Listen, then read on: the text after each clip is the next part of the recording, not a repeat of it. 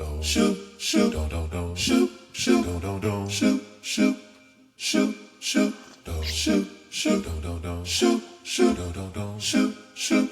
shoot, shoot, shoot. Hey guys, welcome. It's that thing, we're still rocking it. Sports and shorts of sorts. Episode 77. Jersey mention's already up. Let's jump right into this. Let's jump into the footy world of the Premier League. We're going to match day 4 here. We're talking Southampton hosting Manchester United. Southampton were on the attack, and Diego Dalot went for a slide tackle, taking out the player, which set up a penalty. Archer took the penalty, and after a long pause, his low shot was denied by United keeper Onana, and the save came right back to Archer, and his header was denied by Onana. What a save. It was one of 2 saves, I guess. And just 2 minutes after the penalty miss, United took advantage. They had a short corner. Bruno Fernandes set a cross into the box, met by Matthias de Ligt. His first goal with Manchester United. A nice header, putting the visitors up 1-0.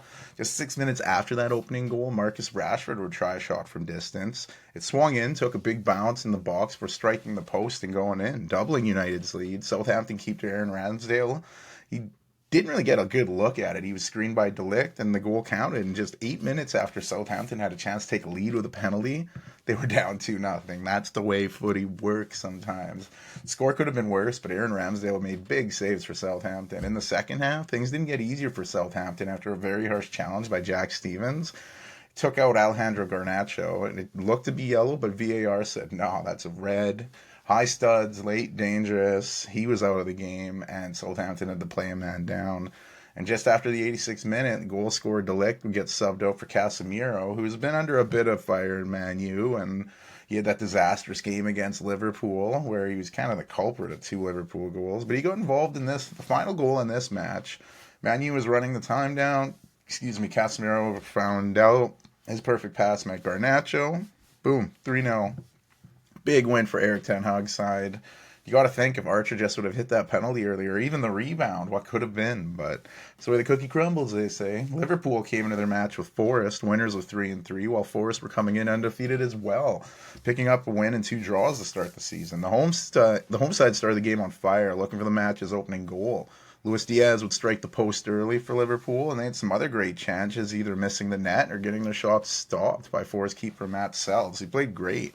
We'd go in the halftime scoreless, and then the second half, we'd have another great Liverpool chance, this time Mo Salah, but again, he denied by Sells. And then the early second half attack must have triggered something in Forest manager Nuno. He brought off his midfielder Nicolas Dominguez for attacker Callum Hudson-Odoi, and that move sparked Forest a bit.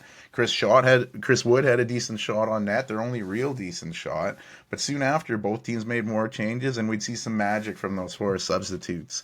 Anthony Elanga would send a stunning pass to fellow sub Hudson-Odoi, and he had work to do, but he'd cut inside and curl a stunner into the bottom corner, banking it in off the inside of the post. Stunning goal, silencing the home supporters. While traveling, Forest fans went nuts. The first goal Liverpool allowed all season, and it put Forest up 1-0 after 72 minutes.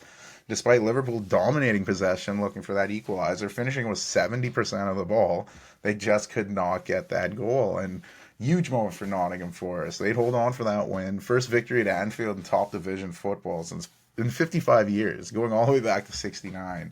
You needed magic to end that streak, and Callum Hudson-Odoi provided it.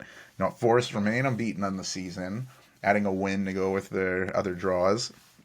And Liverpool, first defeat in the new Arne Slot era. Well, plenty to go from there. Only allowing 1 season thus far, but that was a tough one to lose at home in the Forest. And they didn't have time to mope because they'd have to go on a plane to Milan for Champions League play, but we'll get to that in a bit here. City took on Brentford, defending champion City, coming in the match, winners of 3-3, even games in the Premier League. Well, Brentford were coming off a win over Southampton, and the visitors, they started this game by getting on the board immediately. Less than 25 seconds into the match, Keane Lewis-Potter's header went across the box, failed to get cleared by City, onto Jan Wissa, who found the back of the net, giving Brentford the 1-0 lead. A few minutes, Ederson made a big save to keep the score the same, and then just 10 minutes later, Kyle Walker found Kevin De Bruyne. His pass got through to Erling Haaland, and his deflected shot beat the keeper, tying the game after just 19 minutes. Then the 32nd minute, a long Ederson ball sent Erling Haaland on his way. The big Norwegian used leverage to post up on Brentford defender and then outraced him to the ball before beating the keeper one-on-one. That brace put City up 2-1 after the hour mark, and that'd really be it. City would hold on to win against some pretty stiff competition, starting the season with 4-4 in the Premier League. Fulham were coming into the London derby with West Ham fresh off a win over newly promoted Ipswich, while West Ham were coming off a beatdown at home against defending champions Man City. The match at Craven Cottage got off to a great start for Fulham. Emile Smith-Rowe perfectly timed his run, beating the offside trap. Neat spot Raul Jimenez. The Mexican striker had finished and put Fulham up 1-0 after 24 minutes. The game stayed that way for a long time until the second half. We'd see a bunch of substitutes by both sides. West Ham really need a miracle, and deep in the stoppage time, they'd get one. A ball down the sideline turned into a West Ham throw-in. Substitute Vladimir Soufal rushed the throw-in, while Fulham they were relaxed a little bit, and Soufal spotted Jared Bowen, who was barely able to keep it in from going out of bounds, and he'd spot Danny Ings, who fired his shot in off the post. 95th minute goal tied the match up at 1. And we even had more late match madness. Fulham center back Calvin Bassey, a header to snatch the game back at the last touch of the ball, but barely missed the net. And this would result in a 1-1 draw in this London derby. West Ham grateful for the point, while Fulham kicking themselves because they had the win right there. Just late. West Ham, I'll take it. Crystal Palace, they lost their first two opening matches. We're coming into their match with Leicester, fresh with their first point of the year in a draw with Chelsea. Well, last year's EFL Championship champions, Leicester City, were on the road looking to end their two-game losing streak. And Palace, they were really getting a grip on the game, but Leicester City's Ndidi would send a long ball to captain Jamie Vardy. He'd chase it down and score. Classic Jamie Vardy goal, putting Leicester City up 1-0 after 21 minutes. But then less than 25 seconds into the second half, Leicester City doubled their lead. A cross into the box and mishandled terribly by Palace defender Nathaniel Klein. He knocked it right to Ndidi, who knocked it on to Mavididi. From Didi to the back of the net, and the visitors led 2-0 early in the second half. Less than 2 minutes later, though, Crystal Palace got a response. Lovely pass by Tariq Mitchell found Gian-Philippe Mateta, and he directed his pass in the back of the net, cutting the lead in half in the 47th minute. VAR had a long look, but the goal stood. The hosts were looking for an equalizer, and they'd have something really go their way. Leicester City substitute Connor Cody had just been on the field all of 8 minutes when he took down Crystal Palace's Sarr in the box, leading to a stoppage time penalty for Palace. And who else but Mateta would step up, send the keeper the wrong direction, securing his brace and tying the game at 2 in the 92nd minute. Wild drama at the end resulted in a 2-2 draw and back-to-back draws for Palace. And Leicester City, much like Crystal Palace, still looking for that first win of the season, and they had a 2-0 lead, so tough on them there. Brighton was entering their match with Ipswich Town, still unbeaten on the season. They followed up their 2 wins to open the season with that draw on Arsenal, and they were hosting newly promoted Ipswich, who picked their first point up in a tough draw with Fulham, after dropping their first 2 to start the season. And Brighton was really looking to open the scoring in this one, forcing big saves out of Ipswich Town keeper Muric. And in the second half, Ipswich's first real chance was a great one. Liam Delap showed off his great strength on the run, but had his shot strike the post. And that's as close as we got to a goal in this one. Brighton remaining unbeaten, but man, they had the ball 69% of the ball, 6 shots on target to Ipswich's 1, but scoreless draw. Big for Ipswich as it was back-to-back weeks of getting a point. So some positives for the newly promoted club there. Aston Villa hosting Everton. What a match this one. Villa had picked up a bounce-back win over Leicester following their first defeat of the season. Everton, it's been just brutal for them. Losers of 3-3 to start the campaign. They were hoping for any kind of positives on the road against a very good Aston Villa team. To start the match, Villa had most of the ball, but a rare Everton chance caused by Dwight McNeil stealing the ball. He'd go on a short jaunt and have his long-range shot catch Villa keeper Emi Martinez off guard, and his shot found the corner, giving the visitors the 1-0 lead just 16 minutes in. Everton would then win a free kick in a dangerous spot. McNeil swung that ball into the box where it was met by Dominic Calvert-Lewin. His header found the back of the net, and winless Everton were up 2-0 just 27 minutes into the match. Visiting supporters were buzzing, but in the 36th minute, Aston Villa's Lucas Digne, he'd send a looping ball into the box where it was met by Ollie Watkins. His header found the back of the net. His first Premier League goal of the season cut the lead in half 2-1 going into halftime. The second half, Yuri Tillemans would send a long ball towards the Everton box. Jack Harrison would attempt to clear the long ball, but he'd just kick it right to Watkins, who would slot the ball home, tying the game at 58 minutes, tied at 2. Then substitute John Duran, who had been only on the pitch less than 7 minutes, fired a long-range beauty that beat Jordan Pickford, giving Villa their first lead of the match, up 3-2 after 76 minutes. 2 minutes later, Calvert-Lewin tried to equalize for Everton but hit the crossbar, and that'd be it. Aston Villa pulled off a huge comeback from down 2-0 to winning 3-2. Familiar territory for Everton as they went 2 games in a row after leading 2-0. Tough to lose 2 games in a row when you're up 2-0. That's like, how do you even do that? Brutal start for Sean Dyche and his club.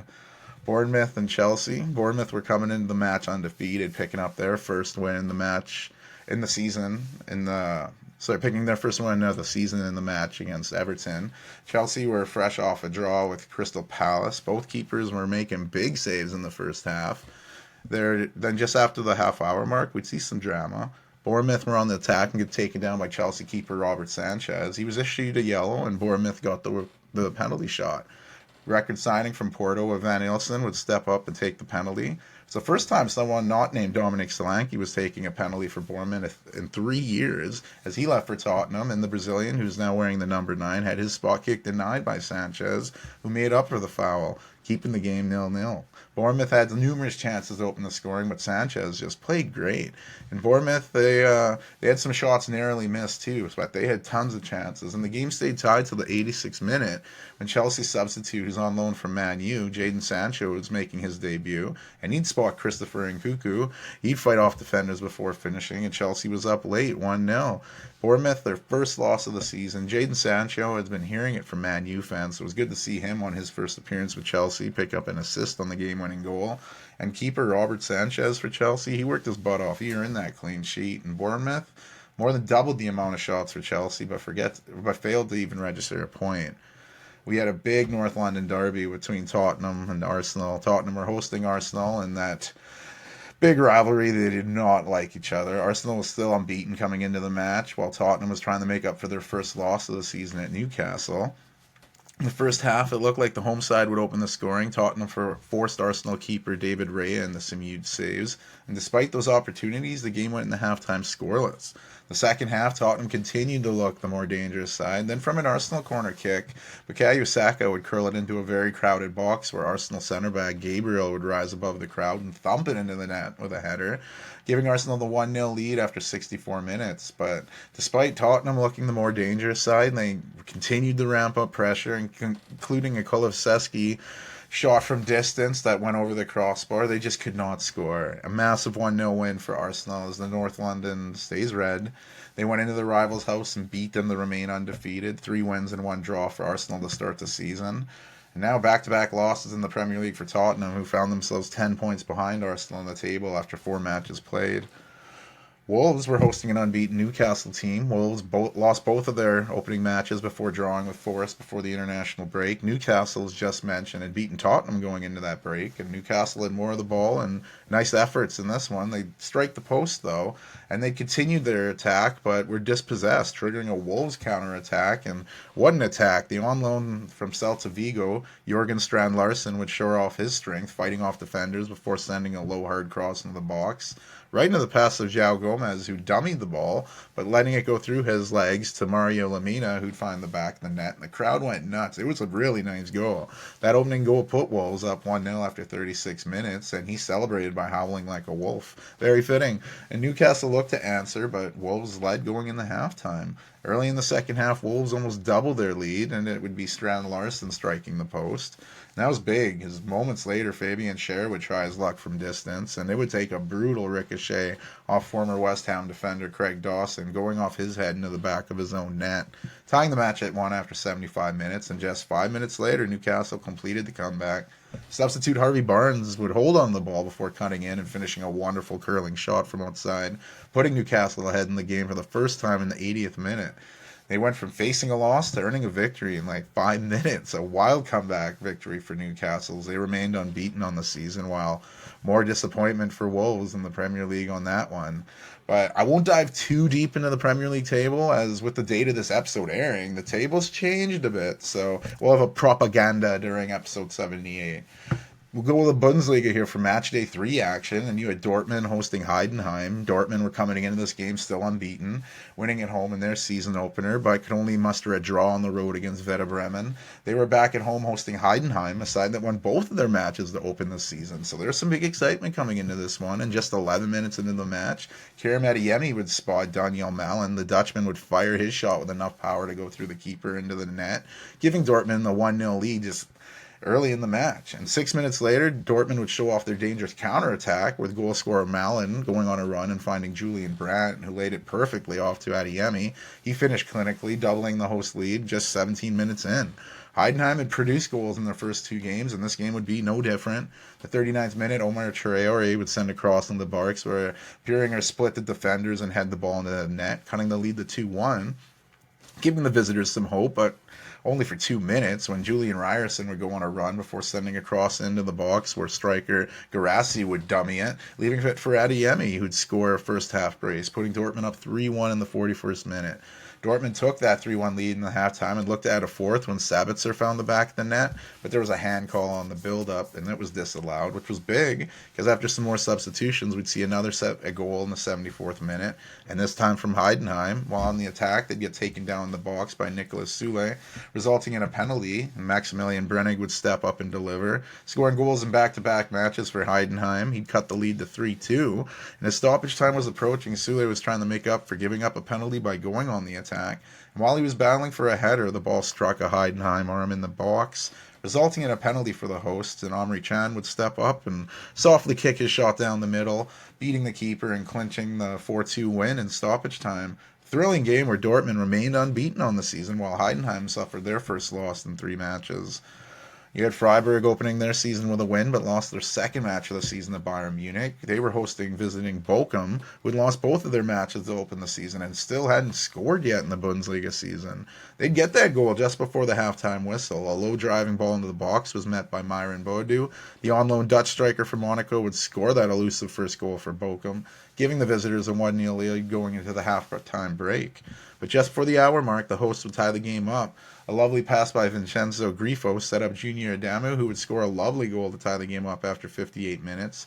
His first Bundesliga goal, and it came at a good time. He would only have to wait 3 minutes to see his second Bundesliga goal. A fury in the Bochum box led to some nervy moments, and that they were keeping the ball out of the net, but when Adamu got his shot off, it deflected off a Bochum chest into the back of the net.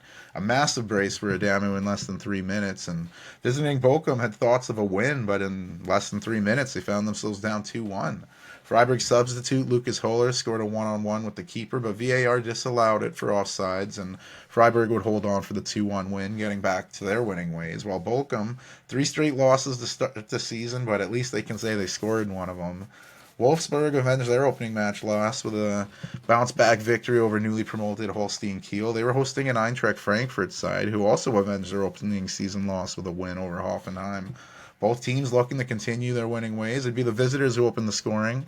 Former Wolfsburg player Omar Marmouche would take a pass from Hugo Ekitike. He'd beat the keeper to put Frankfurt up 1-0 at the half-hour mark, and in footy, usually former players don't celebrate too much, but the Egyptians celebrated directly in front of the Wolfsburg supporters, almost taunting them with his new team leading 1-0. The game stayed that scoreline until the 76th minute when Wolfsburg Baku would curl in an absolute beauty from outside, tying the game up at 1, but just minutes after Baku tied it up for Wolfsburg, Frankfurt would win a penalty through a Wolfsburg handball.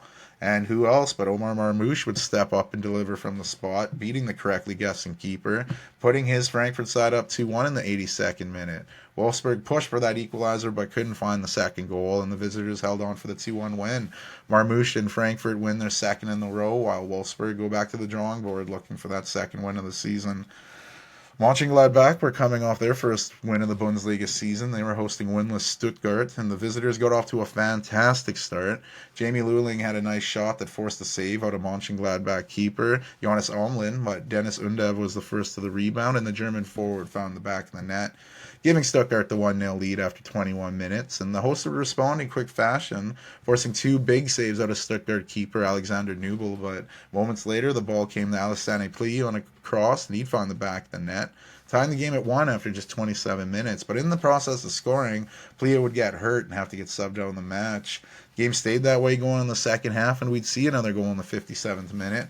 Fabian Reider would go on a fantastic run for Stuttgart, and the Swiss midfielder would play the ball around the defender, sprint out of bounds, running around the linesman in the process to get the ball he played to himself, where he'd then spot Ermeden Demirovic, who scored to put Stuttgart up 2-1. Not even 4 minutes later, Demirovic would score a brace, and Stuttgart newcomer from Augsburg, he'd score a header from a corner kick to put them up 3-1. Big victory for Stuttgart, their first of the Bundesliga campaign. Big confidence booster for their upcoming Champions League fixture match, which we'll get to. And for Mönchengladbach, it was their second loss in 3 games, a lose-win-lose pattern for them going so far. Leipzig were winners of both their opening matches and were coming off the unthinkable, beating Bayer Leverkusen. They were hosting a Union Berlin side who were still unbeaten in 2 matches as well, drawing and then winning their second. Leipzig won an early penalty, and Lois Openda took it, where it was denied by Berlin keeper Frederick Runo. The Danish keeper came up big throughout the match. Union Berlin had just as many targets, but Leipzig was all about the ball, controlling it for 68% of the game, and it was amazing how neither team found a goal in this one. Both keepers earning their paycheck, getting the clean sheets, and both teams remaining unbeaten on the Bundesliga season. Hoffenheim were hosting Leverkusen, and they were hoping to avenge a loss to Eintracht Frankfurt, while Bayer Leverkusen were dealing with trying to bounce back after a loss, a feeling they had not experienced the entire title-winning season. And they started the game off pretty well in the 17th minute. Victor Boniface spotted Martin Terrier, and he'd find the back of the net. It was called offsides, but VAR had another look, and the goal would stand, giving the visitors a 1-0 lead. Victor Boniface would add a goal to go with his earlier assist, unleashing a rocket of a shot, which would double Leverkusen's lead at the half-hour mark. Hoffenheim would get back just 7 minutes later. Mergen Berisha, getting his first start with the club, would take advantage of some sloppy Leverkusen play. He'd beat the keeper Herdecki to a loose ball and find the back of the net, cutting Leverkusen's lead in half at 37 minutes. He almost immediately looked to secure a brace, but the goal was called offsides. Boniface must have added a second before halftime, but he couldn't find the back of the net, and Leverkusen took that 2-1 lead into the break. So the second half went on. Leverkusen was looking for a third goal. They'd have a wonderful build-up where Grimaldo was taken down just outside the box. VAR had a gander, and the foul was actually in the box, giving Leverkusen a penalty opportunity where Florian Wirtz would step up and beat it correctly, guessing Oliver Baumann, and Wirtz beat the keeper to put Leverkusen up 3-1 after 72 minutes.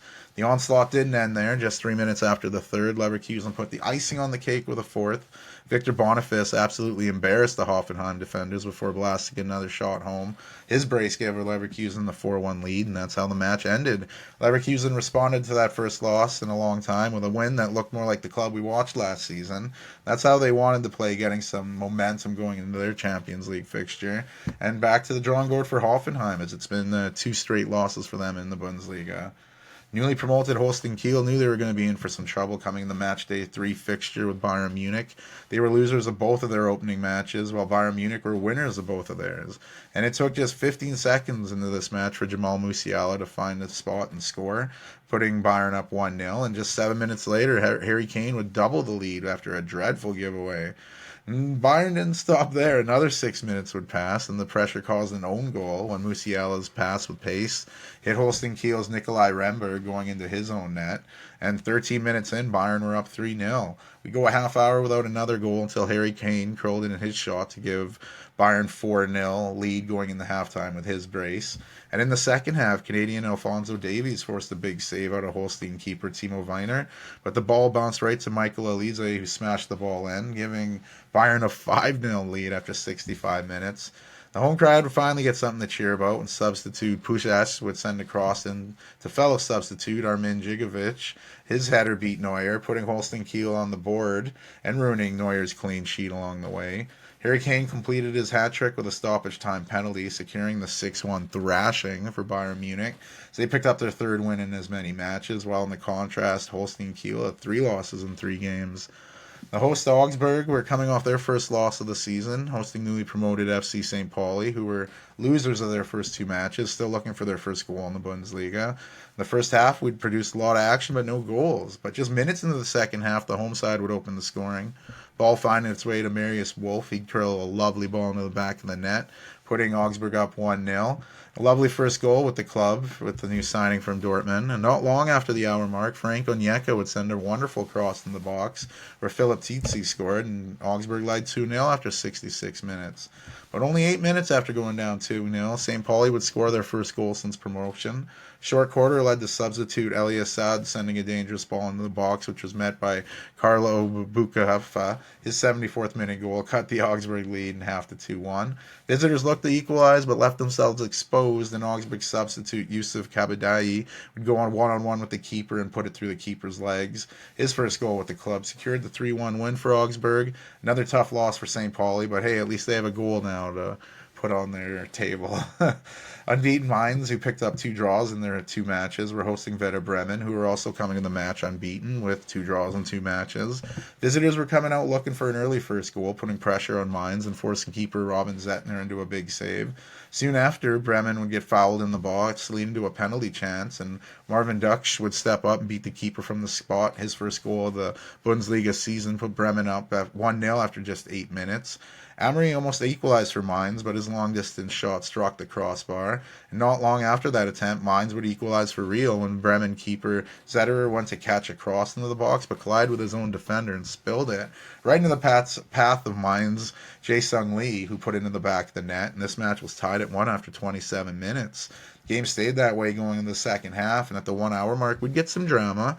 Bremen defender Mark Alfredo was looking to get beat by a long pass, so he took out the Mainz player, resulting in a straight red card, and Bremen would have to play the last half an hour a man down.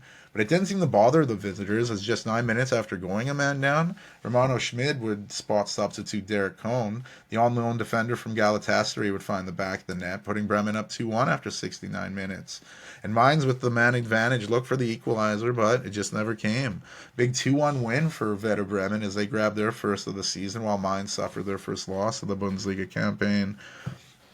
Much like the EPL portion, I won't Matt Foley here and dive into the table. We'll get a better look at the standings on episode 78. La Liga Matchday 5, they're always a little bit ahead of the other leagues here. You had Real Betis hosting last year's La Liga 2 champions, Leganés. Real Betis was coming in the match still searching for their first win of the La Liga season, while Leganés were coming into the match following their first loss since promotion. The visitors looked to open the scoring early, but it was offsides, and the game remained scoreless. But we'd finally see a goal in the 74th minute. Real Betis substitute Hector Bellerin would give a lovely pullback pass, which was met by Abdi Ezel Zuli. He tapped the ball into the net, giving Betis the 1-0 lead after 74 minutes. Ezel Zuli was looking for his second goal of the match, which was denied by Leganés keeper Juan Soriano. The rebound went right to substitute Vitor Roque, who put it into the net. The on-loan 19-year-old Brazilian from Barcelona seemed to find new life at Real Betis, and his goal clinched a 2-0 win for Real Betis, their first win of the season in La Liga play. Mallorca were coming off their first win of La Liga season before the break. They were hosting an unbeaten Villarreal team, and the unbeaten visitors only needed 27 minutes to open the scoring. Short corner to Alex Baena sent a cross in where it was met by newcomer Logan Costa. The former Toulouse man joined Villarreal and registered a nice goal for his first with the club, giving the visitors a 1-0 lead. Early in the second half, Mallorca looked to equalize, but offsides was called, and Villarreal held on to that lead. But only in the 57th minute, Mallorca kept up the pressure and equalized for real. Takuma Asano would go on a nice run, full of some nice step-overs, and he'd send a low cross into the box where it was attempted to get clear by Villarreal captain Raul Albiol, but he accidentally put it in his own net, and that own goal tied the game up at 1. We'd get a big moment in the 69th minute when Mallorca's Tony Ladu, he looked to go for an MMA knockout with his kick, but instead he was given a red card for an outrageous play, well-deserved red card. This put the hosts down to 10 men with the last 20 minutes of the 90 to go. They're doing their best to hold on for a draw, but then 4 minutes in the stoppage time, behind his perfect pass would find 21-year-old substitute Jeremy Pino. His pass went to Jose Perez, who found the back of the net, scoring the 94th minute winner, and Villarreal staying unbeaten on the season with a big 2-1 win. Tough loss for Mallorca, who did really well to try to earn the point, but that red card really hurt their chances. Newly promoted Espanyol were coming into the match unbeaten in 2, and most recently winners over Rayo Vallecano, while visiting Alaves were coming in unbeaten in 3, winners of their last 2. Something had to give in this one, and the home side looked more likely to open the scoring. The ball attempted to get cleared by Alaves, but El Espanyol kept the pressure up, and Yavi Puerto had the ball come to him, back post, where he put it in, giving Espanyol the 1-0 lead after 22 minutes. But in the 35th minute, Alaves would respond. John Garidi would go on an amazing run, dancing around defenders. But as he was stopped, Thomas Konecki would head the ball into the net, tying the game at 1. And the game stayed tied going into the second half, where in the 56th minute, Espanyol's Alvaro Tellero would send a wonderful cross in the box, where it was met by Puerto. He spotted the corner of the goal, and his brace put Espanyol up for the second time, 2-1. Moments later, Espanyol substitute Cadera would go on a one-on-one with the keeper. He'd go around the keeper, but Alaves keeper Severa would take him down, resulting in a yellow card and a penalty chance for Espanyol. Yavi Puerto would step up and complete the hat-trick. The 26-year-old captain secured the first hat-trick for Espanyol in the La Liga since Sergio Garcia did it in 2013, so it's been a while. And that goal from the spot put Espanyol up 3-1 after 63 minutes. The crowd noise would get silenced a bit, though. Just 5 minutes after Puerto secured his hat-trick, Alaves forced Espanyol keeper Garcia into a huge save, giving up a corner, where from that corner, Alaves defender Nahul Tangele would head the ball into the net, cutting the lead to 3-2 after 68 minutes. But that's as close as the visitors would get. Big win for Espanyol, 3-2, winning their second La Liga match in succession, while the loss for Alaves ends a little winning streak of their own.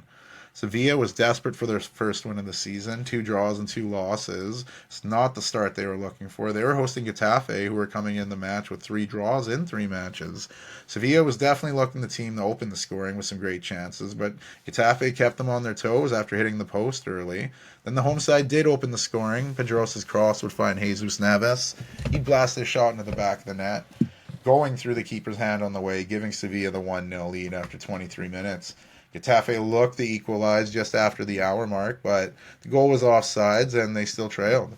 Then they'd get a little bit of a lifeline when Sevilla's Juan Lu was looking for a penalty in the box, but instead he received a yellow card for diving. Not what he was looking for, as he was dismissed in the 86th minute. But it didn't impact the game too much, and Sevilla held on for that elusive first win of the La Liga season, winning 1-0 at home. Getafe, it was their first loss of the season, as they're still looking for their first win in the La Liga campaign. Last year's champions Real Madrid came into the match undefeated with Real Sociedad, picking 2 wins and 2 draws, while Real Sociedad had picked up 1 win in 4 matches, and they were coming off a scoreless draw the game prior. Real Madrid always looked a bigger threat in the first half. Sociedad keeper Romero making some ridiculous saves to keep the defending champions off the score sheet. But Real Sociedad got close with a few chances of their own. Early in the second half, Luka Sucic would strike the Real Madrid post. Later in that half, Becker would have his shot smashed off the crossbar. Then early in the second half, Sucic had another great chance, and he'd hit the post for the second time in the match. But after the most recent post strike, Real Madrid's Artegula tried a shot from range, and it struck a Sociedad hand. So the defender raised his arm before getting struck. Pretty easy call. Vinicius Jr. would step up, and Romero guessed correctly, but couldn't stop the powerful penalty, and that put Real Madrid up 1-0 after 58 minutes. The hosts had more chances to equalize but couldn't find the net, and things got worse for Sociedad when they fouled Vinicius Jr. in the box. He had just crossed it, but Aaron Bruce stomped on his foot. Pretty easy call again, and this led to another penalty. This time, Frenchman Kylian Mbappe took it. He sent Romero the opposite direction, and Real Madrid led 2-0. They'd hold on to win 2-0, remaining unbeaten on the season after 5 matches in La Liga play. Celta Vigo was hosting newcomers Valladolid, and Celta Vigo started the season with 2 wins, but lost 2 close matches before this one, while Valladolid had won their season opener, but had only picked up 1 point in their next 3 matches. The match for this one was a 7-0 shellacking at the hands of Barca, so Valladolid was hoping for a better result than that. The hosts got the opening scoring in this one. Pablo Duran spotted Hugo Alvarez, and he'd go by the defender, finding the back of the net, giving Celta Vigo the 1-0 lead after 22 minutes. Just 13 minutes later, Diego Aspas was looking to double Vigo's lead, but his shot was denied by keeper Carl Hein. But the rebound did come to Borja Iglesias, who tapped it in to make it 2-0 after 35 minutes. Early in the second half, Salim Amala would send Raul Moro on his way. In that situation, he could go for a shot or find a teammate. He chose the former, and his low shot went through the keeper, cutting the score in half 2-1 after 50 minutes. Both teams had chances for the game's next goal, but things changed a bit in the 81st minute when Valladolid's Mario Martin went in with a pretty aggressive slide tackle, getting nowhere near the ball, getting a straight red card for his troubles. And then to ice the game, Iago Aspas sent a long ball to Celta Vigo substitute Duvakis, and the Greek showed his composure before finding the back of the net. Celta Vigo ended that two-game losing streak with the 3-1 home win. We had a big matchup looking on paper here with two teams involved in Champions League play this season. Hosting side Girona were coming on a two-game winning streak, while Barcelona were winners of 4-4. And most recently, as just mentioned, beat Valladolid 7-0. Hansi Flick, he was rolling with his new club, and 17-year-old Lamine Yamal would steal the ball from a complacent Lopez, going on his own and beating the keeper with a nice shot, giving Barcelona the 1-0 lead after a half hour. Just 7 minutes later, Barcelona had a free kick in a dangerous spot. Rafinha's kick went into the box, which was controlled by Lewandowski, right to Lamal, and he'd curl in another beauty. 2 goals in 7 minutes for the teenager, and Barca led 2-0 after 37 minutes. Girona tried to get a response for halftime, had a great chance, but Ter Stegen made a close-range save. And it looked like Girona was awarded a penalty for a handball, but the ref said no, overturned it. And that was big because just minutes into the second half, Jules Conde's over-the-top ball found Dani Olmo. He'd score from close range, and Barca led 3-0. They still didn't stop, and Casado found a streaking Pedri, who showed off patience, outwaiting the keeper before slotting it home. Barca led 4-0 after 64 minutes. As the game was ending in its latter stages, Girona sent the ball into the box for Ter Stegen. It looked like he'd get to it, but Girona's Porto got there first. He'd find Christian Stuani, who'd tap it in to make it 4-1 after 80 minutes. We'd see a late red card in this one. The 86th minute, Barcelona's Ferran Torres would get a stomp on Esprilla's foot, resulting in a direct red, and Barca finished the game a man down, but it had no effect on the game. Barcelona took the 4-1 win, going 5 for 5. The Hansi Flick era off to a wonderful start in Spain. While in the contrast, a very humbling loss for Girona, who had their brief winning streak snapped. You had host Las Palmas. They were still on search for their first victory of the season. They had picked up 2 draws and 2 losses in their first 4 matches. Athletic Bilbao were coming in with this one win in 4 matches, and the hosts almost scored in the first 6 minutes of the match, forcing a big save out of Athletic keeper Agrizabala. Bilbao would then go the other way, and Nico Williams would send a low cross into the box, where it was dummied by Gurizeta, and Oyhan Sanchez would smash the ball into the net, giving the visitors a 1-0 lead after 7 minutes. And Athletic Bilbao looked to double their lead, but were called offsides. Soon after, Las Palmas keeper Silesen came way out of his box to head the ball away, where he'd go to Nico Williams. He found his brother Inaki, who sent it back to Nico, and he'd find in the back of the net, doubling Athletic Bilbao's lead for real, as they led 2-0 after 30 minutes. And just before halftime, Las Palmas again looked to score, but it was cleared off the line. And that's how it would go in the halftime. The 56th minute, Las Palmas were looking to go on a breakaway, but Mikhail Yargazar pulled down the attacking Sandro, leading to a straight red card, and the visitors would have to finish the match a man down. Instant inspiration from the home side as Sandro, who was the guy pulled down, leading to the free kick, would deliver on that free kick, smashing one past the keeper from outside the box, cutting the lead to 2-1 after 58 minutes. Despite having a man down, the visitors sent a lovely ball into the box where Inaki Williams played it down for Paredes. He'd score to make it 3-1 the 76th minute. Less than 8 minutes later, Kirian Rodriguez would send a tasty cross into the box where it was met by Alex Munoz. He'd find in the back of the net, making it 3-2 in the 83rd minute. That's as close as they get, though, as Athletic Club or Bilbao, depending who you want to call them, held on for the 3-2 win, and Las Palmas still searching for that first victory in La Liga this season. Atletico Madrid, they were coming to the match unbeaten in 4, 2 wins and 2 draws, while Valencia were struggling out of the gate to start the season. After 3 consecutive losses, they'd pick up their first point in the match prior to this one with Villarreal. The home team had some marvelous chances to open the scoring, mostly from striker Alexander Sorloth. He stole the ball on the bad back pass but couldn't beat the keeper. Then he'd get a volley right after, and he'd mishitch that shit terribly. Atletico would get a goal from all that pressure they were putting on. It would lead to Rodrigo de Paul getting the ball, and he'd send a lovely pass to Conor Gallagher. He'd slide his shot into the back of the net. The Englishman's first goal with the new Spanish club put the hosts up 1-0 after 39 minutes. That's how they take it to halftime. And then Javi Guerra had a few chances in the second half for Valencia, as the 21-year-old was doing all he could to try to get them on the score sheet. But his close calls, they proved to be costly when he couldn't finish, because moments later, Atletico would double their lead. Marcos Llorente would send a cross in the box and found teammate Samuel Lino's head. The ball went straight into the air, and Antoine Griezmann was the first to it, and he'd score to make it 2-0 for Atletico after 54 minutes. In stoppage time, Atletico Madrid substitute Julian Alvarez would finally get his first La Liga goal since coming over from Manchester City. Fellow substitute Rodrigo Riquelme would spot him, and he'd finish nicely. Stoppage time goal was the icing on the cake as Atletico Madrid remained unbeaten with the 3-0 home win. Nice clean sheet for Jan Oblak, and a nice night of firsts for the two arrivals from the Premier League. First goals with the new club for Conor Gallagher and Julian Alvarez for Valencia. Another match and without another win as their early season struggles continue. Rayo Vallecano, they were hosting their match against Osasuna with only one defeat in 4 matches, while Osasuna had also just lost one coming into the match.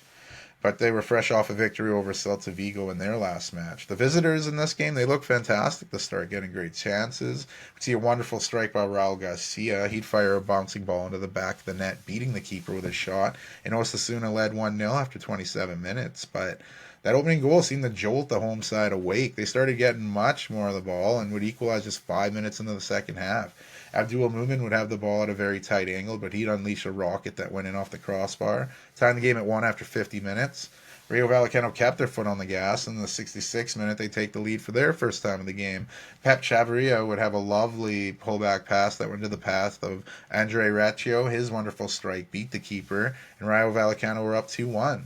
A lovely passing goal between the two opposite fullbacks on that one. Osasuna would almost equalize late in the match, but they'd hit the outside of the post. Then we'd hear a huge ovation from the Rayo Vallecano supporters as Jaime Rodriguez substituted into the game in the 87th minute. The Colombian superstar making his debut with the club and his first appearance in La Liga since leaving Real Madrid in 2020. That kind of cheering got the club to add one more goal for insurance. Florian Lejeune would find substitute Unai Lopez. He had lots of time to unleash a fine strike, beating the keeper, clinching the 3-1 win for Rayo Vallecano. Then the La Liga got a little funky fresh with their matchday fixtures. We had a matchday 7 match. Remember, we were just talking matchday 5, so this is weird. We had a matchday 7 match between Mallorca and Real Sociedad going down in the week. But Real Sociedad had a Europa League match coming up later this week, so that's why matchday 7 fixture was played when it was. And Mallorca, the hosts, were trying to bounce back from that loss a few days prior we just talked about against Villarreal. Real Sociedad had just fallen to Real Madrid, and Sociedad was applying some pressure and looked more likely to score, but Mallorca would go on the attack, and Samu Costa would try his luck from distance. It would get blocked by Ander Berenceta, but the replay showed that it actually hit his hand, resulting in a penalty for Mallorca. It was wild, because as Ander was approaching, he had his hands behind his back, but just as Costa went to shoot, he's like, just kidding, pulled it out, leading to a handball. Abden Prats finished with a lovely spot kick, and Mallorca were up 1-0 after 36 minutes. In the second half, Canadian Kyle Larin looked to score his first La Liga goal of the season, but it was offsides. VAR showed it was by just a toe. Tough break for the Canadian striker. But Mallorca held on for the 1-0 win. Big win for them, while Real Sociedad, we talked about their struggles. Those struggles continued. Following day, you had a match day 3 replay between Real Betis and Getafe. That was because Real Betis had a Europa Conference qualifying match during match day 3 earlier in the season. So this was the makeup game. And Real Betis were fresh off that win over Leganés we just talked about. Getafe still looking for their first La Liga win of the campaign. And it was amazing how we didn't see any first half goals from Real Betis.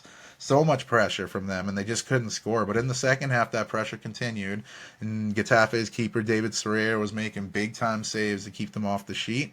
But as it went on, you know they were going to get something. Vito Roque went to head the ball towards the goal, and it struck a Getafe arm, leading to a penalty where Giovanni Lo Celso would step up and deliver from the spot. Real Betis leading 1-0 after the 1 hour mark.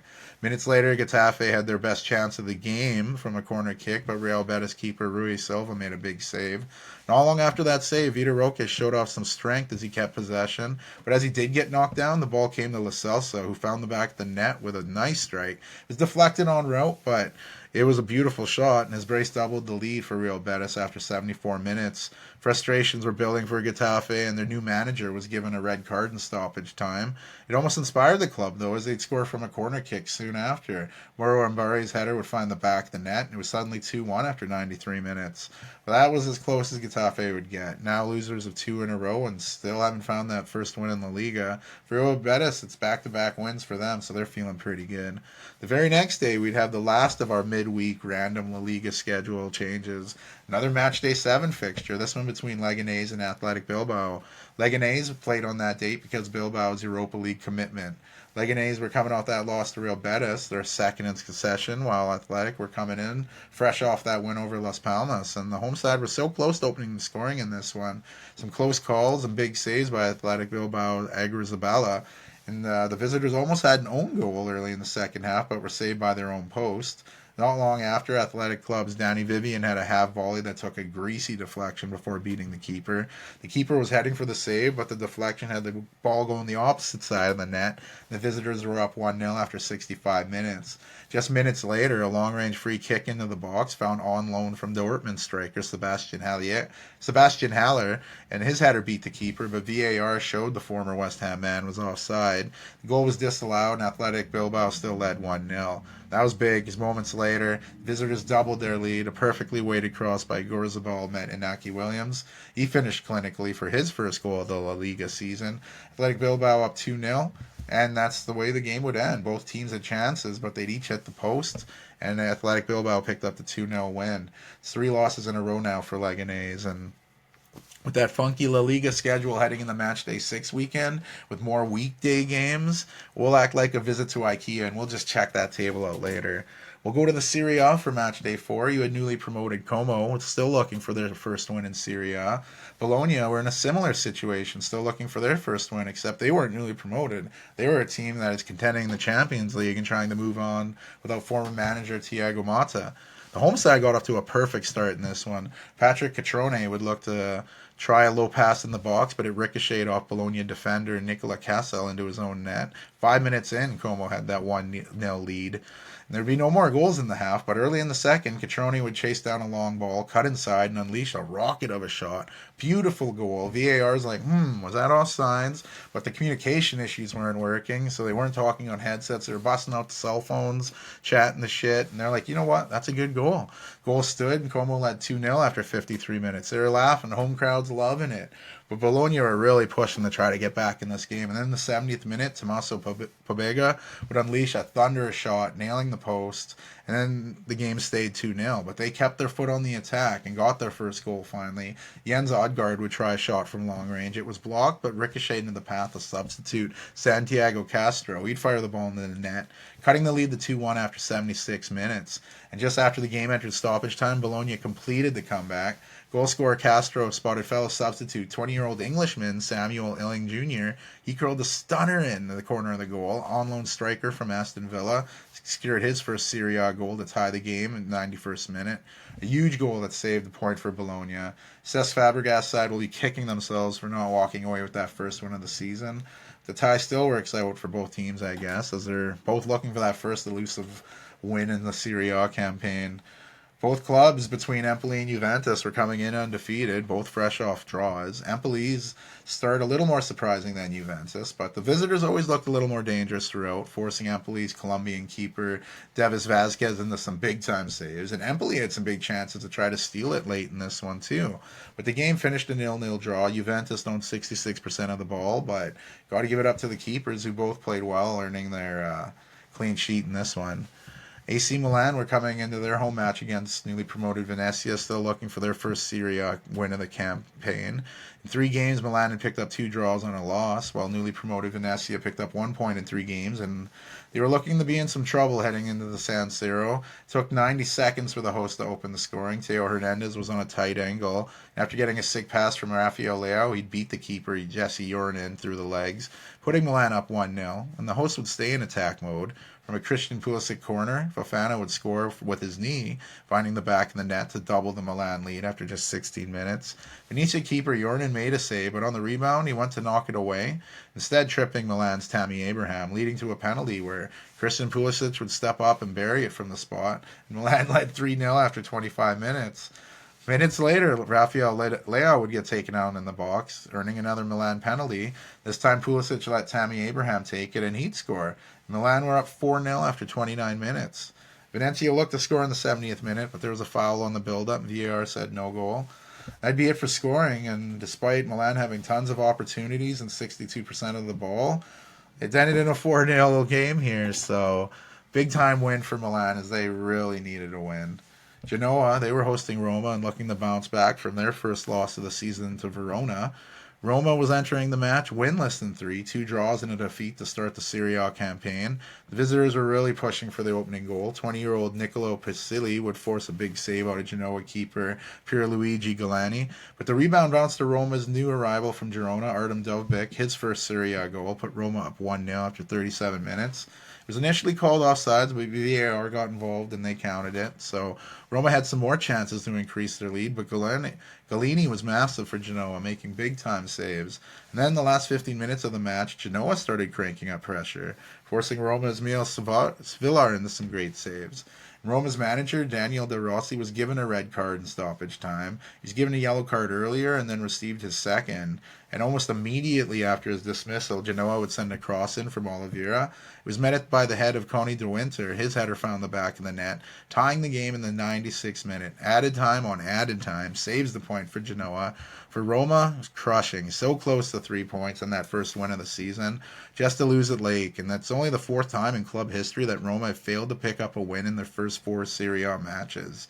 It was obviously big for the club as club legend and manager Daniel De Rossi was sacked just a few days after the draw with Genoa. De Rossi was with the club 8 months as manager, taking over interim after the dismissal of Jose Mourinho and having a great performance, finishing sixth in Serie A in the semifinal in the Europa League. That got him a 3-year contract, and now he's fired. Roma, they went with Ivan Juric as manager going forward. The Croatian manager was managing Genoa last season. And speaking of Genoa, they're just thrilled to escape that match with a point after it looked like Roma had it in the bag. Big matchup between Atalanta and Fiorentina. Atalanta were hosting, coming on a 2-game losing streak after winning their season opener. Fiorentina was coming in the match with 3 ties in 3 matches, and Fiorentina put on some early pressure, forcing Atalanta's keeper Karnaneschi the big save, and then the rebound came to Lucas Martinez Corda. He'd get the ball into the back of the net. Fiorentina led 1-0 after 15 minutes. The hosts looked to answer in a brilliant way. Just 6 minutes after going down, Adamola Lickman made a series of moves to get around Fiorentina players before putting a cross on a plate for Matteo Retigui. His header beat the keeper, and the game was tied at 1 after 21 minutes. Visitors again would regain the lead. Robin Gosens, his cross in the box, found Moise Keane. He'd finished nicely, and Fiorentina led 2-1 after 32 minutes. 3 minutes later, Keane had a chance to increase the lead, but couldn't beat the post with his shot. And that was big, because just for the 45th minute, a free kick into the box by Ederson was met by Charles de Ketelaere. His header beat the keeper, and things were tied up at 1 going into the break. Ketelaere played it on to Luckman, who again showed off that footwork, embarrassing a defender before beating the keeper short side. Wonderful display of skill, and just like that, Atalanta had their first lead of the match. Halftime would produce no more goals, and Atalanta picked up the big win there. Fiorentina's first defeat of the season, so wild game for them. Torino versus Lecce. This one, the hosts Torino were coming in unbeaten in 3 to start the season, fresh off a 1-0 victory on the road against Venezia, while visiting Lecce were coming off their first victory of the campaign after suffering two losses to start it. And for being the unbeaten favorites coming into this one, Torino struggled with Lecce. They didn't even register a shot on net, while visiting Lecce had 6 shots. If it wasn't for Torino keeper Vanja Milinkovic-Savic, Lecce could have picked up their second win in a row, but great point for Lecce to go on the road and take it, but for Torino, they just did not show up for that. They still remain unbeaten, but won't get much confidence from that result. You had Antonio Conte's Napoli looking like they were starting to find their way after suffering that season-opening loss to Verona. They headed in on the road to take on Cagliari, who were riding a 2-game winning streak. Napoli were riding the winning streak, while Cagliari was coming off their first loss of the season after drawing their first 2 matches. The visitors were on early attack, and Romelu Lukaku laid it up to Giovanni Di Lorenzo. He'd unleash a rocket that took a deflection off defender Yeremia before finding the back of the net. Napoli led 1-0 after 18 minutes. Both teams getting big chances. Cagliari had some fantastic efforts, but Napoli keeper made some big saves. And then Razvan Marin unleashed a rocket from long range that deflected into the crossbar. That was big because in the 66th minute, Lukaku sent the ball into the path of Kvaratskhelia. He'd finished wonderfully, doubling Napoli's lead after 66 minutes. 4 minutes later, a terrible Cagliari giveaway led to Kvaratskhelia finding Lukaku, found the back of the net, returning the favor. His goal to go along with his 2 earlier assists, and Napoli were up 3-0. To put the icing on the cake, a stoppage time Napoli corner was direct into the net by Buongiorno. His 93rd minute goal sealed the 4-0 win for Napoli. 3 straight wins for Napoli now, as like I said, they're really finding their way. And Cagliari added another L to the column for adding a W to the win column. So after a draw to start the season, defending champions Inter Milan were on a 2-game winning streak coming into their match with Monza, who were still looking for their first win of the season, drawing twice and losing once in their first 3 games. The game saw chances from both teams. Inter Milan had most of the ball and always looked more likely to open the scoring. Armando Izzo would send a teasing cross in the box where it was met by the high-rising substitute Danny Motta. His well-aimed header put Monza up 1-0 in the 81st minute. And that goal put some urgency into the visitors, and Inter Milan were looking for the equalizer.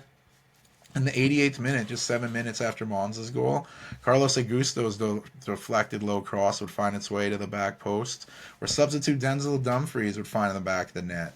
Big-time goal to tie it up late and secure the point. Inter would have preferred the 3 points, but coming back to get the draw is better than nothing. For Monza, like I said, still remain winless on the season. But, I mean, to get a draw against last year's champions, that has to feel pretty good, too. Serie B winners last season, Parma were hosting Udinese, and Parma were coming fresh off a tough loss to Napoli, while Udinese was coming in undefeated, winners of their last 2. The hosts would get off to a dream start. An early corner was taken short. Maela would send a lovely cross in the box, met by Parma captain Enrico Del Prado. His calm touch found the back of the net, and Parma was up 1-0 not even 2 minutes into this match. Udinese almost forced an unreal own goal. Parma went to clear it, and it skied upwards, forcing the keeper to punch it away, and he punched it into his own crossbar.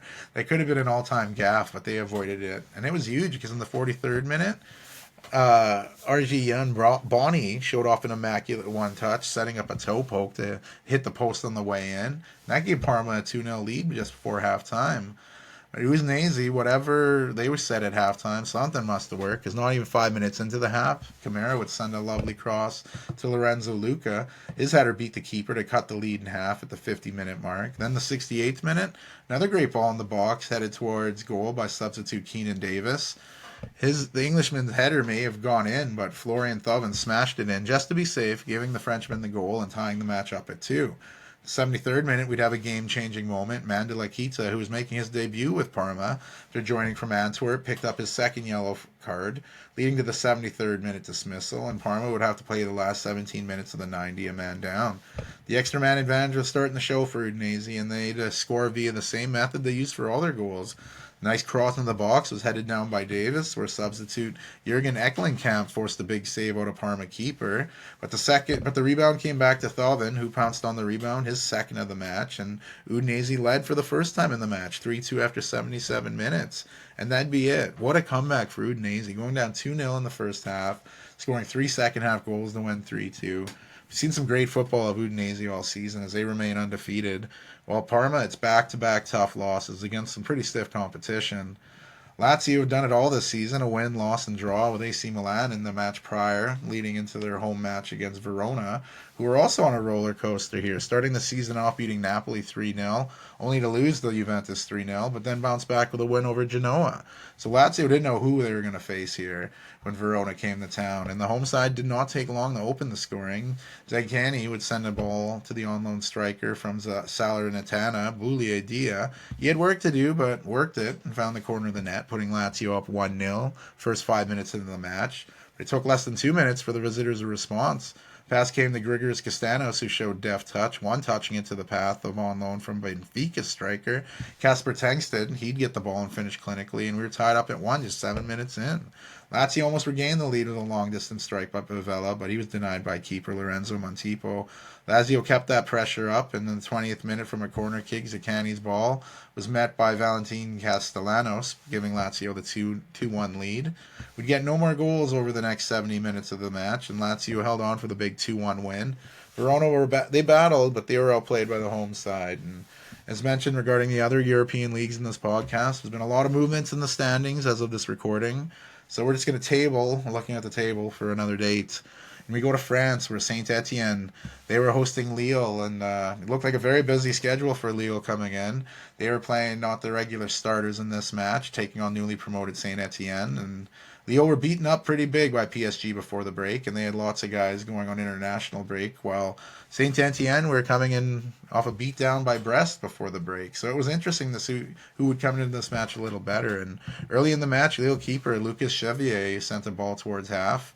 It's intercepted by the home side, and in a few passes, the ball found its way to Cafaro. He'd curl a lovely shot into the back of the goal, giving Saint Etienne the 1-0 lead just 6 minutes in. Lille would really push for a goal all game, and they'd keep 72% of the ball, but just could not find the back of the net. Big home win for Saint Etienne, winning 1-0. Tough loss for Lille, who, like I said, didn't start most of their guys. International break didn't come at a good time for them. You had host Marseille coming in the match unbeaten in 3, winners of their last match, looking to host Nice. And after an opening season defeat, Nice bounced back with a draw and a big 4-1 win over Angers in their last match. After both teams had some early chances, the host would open the scoring. Luis Henrique would look to send a cross in the box, took a big deflection where it would loop into the box, met by Marseille newcomer Neil Mopai, the on loan from Everton player, used his head to open the scoring, scoring on his debut with the club against one of his former clubs. Marseille led 1-0 after 40 minutes. Early in the second half, Nice had a free kick where it was saved by Marseille keeper Rulli. He spilled a bad rebound, but made up for it with a big stop again, keeping the scoreline the same. Those double saves were huge because minutes later we'd see some magic out of Luis Henrique. He'd get the ball and go on a run. A nice little 1-2 with Amin Harit where Henrique got the ball back and curled a nice shot into the top corner. Marseille led 2-0 after 53 minutes. Nice kept looking for a goal, but Rulli would not let them get it. They received a bit of a lifeline when Ajax Ontario's Derek Cornelius was given his second yellow of the match. It was for time wasting, his second one, and you don't usually see a second yellow for time wasting. It's a strange call, but a bummer for Canadians as some of our defenders have been racking up red cards in Ligue 1. But despite going a man down, Marseille would hold on for the win. Rulli really played his butt off to earn the clean sheet there. And Marseille's unbeaten season continued, while Nice still picking themselves up where they'd just be frustrated they couldn't beat the keeper in that one. Last year's Ligue 2 winners, Angers, were on a 2-game losing streak, hosting Monaco, who were entering the match unbeaten. 2 wins in 3 matches. To start the match, Angers had an early chance but couldn't convert. Minutes later, from a Monaco corner kick, Lamine Camara found former West Ham defender Thilo Kehrer, who would head the ball into the net, going through the hands of the keeper on the way. Keeper misplay led to Monaco snagging the 1-0 lead after 8 minutes. In the 25th minute, Monaco captain Denis Zakaria would spot Vanderson. He'd get the pass, make a move, and find the back of the net, doubling Monaco's lead 2-0 after 25 minutes.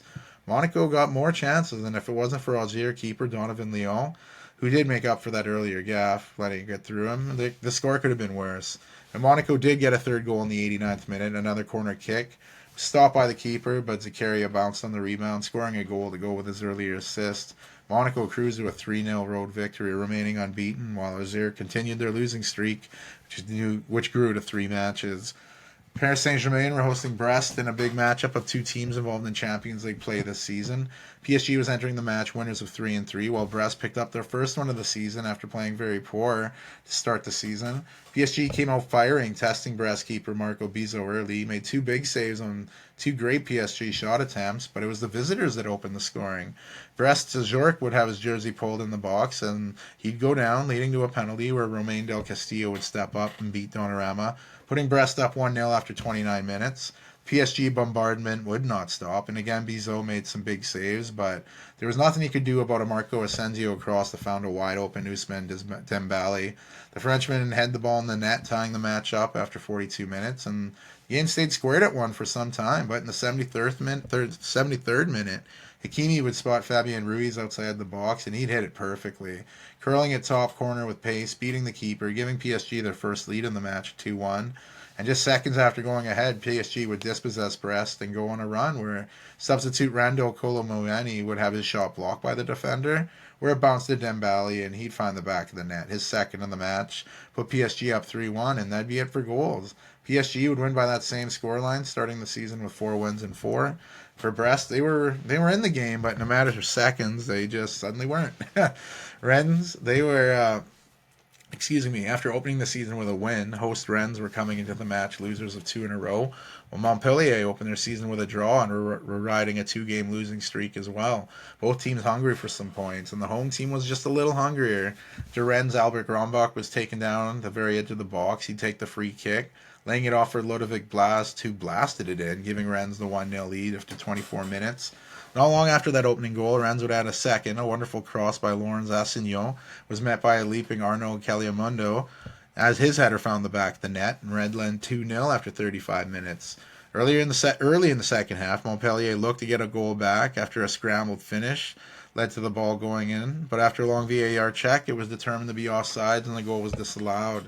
Then at the 1 hour mark, Rennes would add a third. Gronkback would do some dancing before finding the back of the net, adding a goal to go with his earlier assist, and Rennes held on to the 3-0 win, ending that losing streak while Montpellier kept that losing train going, which is now at three losses after that one. Home side Toulouse were coming off their first loss of the season to Marseille. They had drawn each of their first 2 matches to start the season and were still searching for that first win. While visiting Le Havre, lost their season opener but were on a 2-game winning streak. Both teams had great chances throughout the game, but we wouldn't get a goal to the 70th minute. Toulouse center back Rasmus Nicolaisen would send a long ball over the top, where it was met by substitute Xavi Babika. He chased the ball down, but had a lot to do. He'd wonderfully chipped the keeper, though, finding the back of the net and putting Toulouse up 1-0 after 70 minutes. His third goal in as many matches. And they were all off the bench. Talk about a super sub. In the 86th minute, Toulouse would dispossess Le Havre following a throw-in in their own end, and Jan Boho would pick the ball up, going a little jaunt, as his tired Le Havre defenders kept backing up, and he'd just fire his shot home, icing the game with that late goal. Toulouse picking up their first win of the season 2-0 and ending Le Havre's winning streak along the way. Nantes were hosting their match with Reims, unbeaten on the year, and after drawing the season opener, they were on a 2-game winning streak. Reims opened their season with a loss, but picked up a draw against the very tough Marseille team before winning their first match of the season against Rennes. The unbeaten hosts would open the scoring in this one. Moses Simon would find Douglas Augusto. He'd slot his shot in the back of the net, giving Nantes the 1-0 lead after 28 minutes. Home team didn't get too long to celebrate, though. 6 minutes later, Noah Sangui's cross would find Marshall Minitzi. His header had too much power on it and got through the keeper's hand, tying the match at 1 after 34 minutes. And Nantes were really cranking up the pressure, and after Reims tied it up, they had many more chances to go back ahead, just couldn't find it. And they couldn't beat Reims keeper Dioff. And those huge saves were big because in stoppage time we'd see a Japanese connection. Ito found his compatriot, substitute Kito Nakamura. He'd sneak his shot into the corner past an outstretched Albin Lafont, giving Reims their first lead in the match in the 91st minute, and they'd hold on for the 2-1 comeback victory, extending their winning streak to 2 games while ending Nantes the winning streak and giving them their first league loss this season. Strasbourg, they played pretty well to start the Ligue 1 campaign, especially considering how young their squad is. They were coming off a high-scoring loss to Lyon in a thrilling match day 3 match, and that was their first loss of the season. Newly promoted Angers were struggling to adapt to life in the French top division, losers of 3-3, and the home side were really looking more likely to open the scoring, and that's what they did. Swedish midfielder Nanasi would spot Bakwa. He'd send it back to Nanasi, and he'd tap it into the net, giving Strasbourg the 1-0 lead after the 31 minutes. They had more chances to take the lead before halftime, but Angers keeper Fofana was doing his part, making big saves to keep his club in it. Strasbourg would also strike the post a few times during that half as well. Those missed opportunities would come back to haunt them because just after the hour mark, Angers would equalize. A lovely swinging pass into the box by Hannon was met by an outstretched Bamba Dieng. His redirected shot found the back of the net, and things were tied up as 1. Tying the match at 62 minutes. Just for the 90th minute, Strasbourg's Amiga had a chance to win it, going on a great run, and his shot beat Fofana, but it could not beat the post. Stayed out, and the match ended in 1-1. Strasbourg, they must have been upset not to get 3 points in that one, while the draw for Angers was big, their first point in the Serie A campaign. Or the Ligue campaign, jumping from Italy to France and back and forth here. Sorry. The host, unbeaten Lens side, were fresh off a draw with a tough Monaco team, while Lyon bounced back from 2 losses to start the season by beating Strasbourg in that thriller I had mentioned. Early in the match, Gift Orban thought he put Lyon ahead, but offside was called and the game remained scoreless, and that's when the keepers took over. Lyon tested Lens keeper Bryce Samba numerous times, and he continuously stood up to the challenge, keeping the ball out. On the other end, Lens tested Lyon keeper Lucas Perry. He'd make big saves. Orban would have another goal disallowed for Lyon, and this match would end in a 0-0. Keepers, they earn their paycheck getting the clean sheets there. And the league on table has changed a bit since those fixtures were played, so just like cleaning up after a bunch of guests leave a party, we'll have to look at that table another time. We'll have to jump to the Champions League play with the new format. I don't know what's different than the group format. We're trying the Swiss League-like system, and it would kick off with Juventus hosting PSV. And the Italian side opened the scoring. In the 21st minute, Keenan Yildiz would get the ball on the wing. He'd advance on the PSV defenders, who just kept backing up, and Yildiz curled a beauty inside the box, beating the keeper, finding in the back of the net, and Juventus led 1-0 after 21 minutes. 6 minutes later, Juventus doubled their lead when the ball got sent out to Nico Gonzalez, the on loan player from Fiorentina. What a run. Kicked the ball over the defender, outmuscled him, got his own ball, sent a low cross in the box where it bounced off Dusan Vlahovic and fell to American Weston McKennie. He'd smashed the ball in the net. Juventus led 2-0 after 27 minutes. And then we wouldn't see any goals till the second half, where 7 minutes into that half, Juventus would find their third. Vlahovic spotted a wide-open Gonzalez. He'd bury his shot into the back of the net. His first with Juventus, then they would lead 3-0 after 52 minutes. PSV started to finally put pressure on. It looked like Juventus put their foot off the gas a bit. And Ismail Sabbieri, the substitute, would spoil the Juventus clean sheet by finding the corner of the net in the 93rd minute. Big 3-1 win for Juventus regardless. Aston Villa were on the road to face off with Swiss club Young Boys, the first official Champions League game for Aston Villa. They hadn't made it to the Champions League since that's what the name was after the rebranding in 92-93, but Villa are one of only 6 teams to have won a European Cup, doing so in 1982. They'd open the scoring in the 27th minute from a short kick. John McGinn would send a cross in the box where Yuri Tillemans would fire his little shot into the net, and they led 1-0 after 38 minutes. Villa would then double their lead when a cross in the box by Morgan Rogers looked handled by a defender, except he didn't excusably pass it back to his keeper, and Ollie Watkins was right there. He'd kind of intercept it before getting taken out, and Ramsey would easily score, making it 2-0 after 38 minutes. Ollie Watkins looked at a third before the halftime break, but VAR found he struck the ball with his arm before scoring, and they just lead 2-0 at half. But in the second half, super sub John Duran would come into the game, looking to add another goal with his new club, but VAR found a handball on that one too. But Villa would finally get a third goal when Amadou Onana picked the ball up from outside the box and unleashed a rocket, putting them up 3-0 in the 86th minute, and they'd hold on for the 3-0 win. You'd Spanish giants and defending Champions League champions Real Madrid hosting a tough German Stuttgart side. After a scoreless first half, the home side opened the scoring just seconds into the second half. Basically from the kickoff, Real Madrid would make a few passes before sending Rodrigo on his way. He'd take off before finding Kylian Mbappe in the box. He had a tough finish, but the Frenchman would finish it, and after 46 minutes, it was 1-0 Real Madrid. Stuttgart earned a corner, and on the cross, it would go to the back post, where it was crossed again by Lewing to Dennis Undav. His lofting header found the back of the net and tied the game at 1 after 68 minutes. And after both teams made some changes, Real Madrid would get their chance off a corner, where Luka Modric would swing his ball into the box, where it was met by Antonio Rudiger. The center back headed it in close range, and it was 2-1 Real Madrid after 83 minutes. Then Real Madrid would add a third. 18-year-old substitute Endrick would go on a long run, and he had options on both sides, but the teenager said fuck it and shot from long distance, beating the keeper. The Brazilian's first goal in the Champions League put icing on the cake as Real Madrid won 3-1. Big win for the defending champions, who held their own against stiff German competition. Speaking of stiff German competition, Vincent Kompany was making his Champions League debut, managing Bayern Munich. They were hosting Croatian side Dinamo Zagreb, and I'll do my best Chris Berman to get through all the goals in this one. An early Bayern Munich attack led to the home side getting fouled in the box, resulting in a penalty chance where Englishman Harry Kane converted from the spot, putting them up 1-0 after 19 minutes. The 33rd minute, Jamal Musiala would chest the ball down to Rafael Guerreiro, where the Portuguese win-back found the back of the net, putting Bayern up 2-0. Newcomer from Crystal Palace, Michael Olise, would meet a cross back post. His first Champions League goal made it 3-0 after just 38 minutes. And Bayern led 3-0 going into halftime, where things started to get a little wild. I don't know what Dinamo Zagreb said at halftime. 4 minutes into the second half, Bruno Pekovic would score a lovely goal to make it 3-1. Then a minute later, the visitors sent Ogawara on a one-on-one with the keeper Neuer, and he put it through the German keeper's legs, cutting the lead to 3-2 after 50 minutes. But that second goal for Zagreb woke a Bavarian beast, and Bayern cranked up the pressure, breaking the dial at 10, going to 11.